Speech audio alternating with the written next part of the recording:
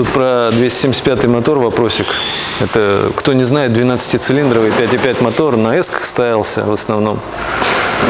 Слушайте, ну какая особенность эксплуатации мотора с 12 цилиндрами?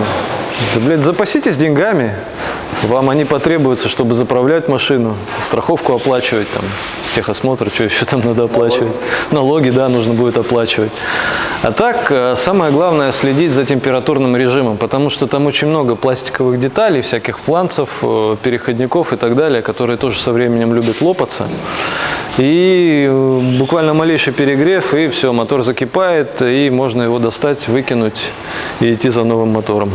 А, кстати, да, еще катушки оригинальные на нем стоят по 500 000, но это отдельная история.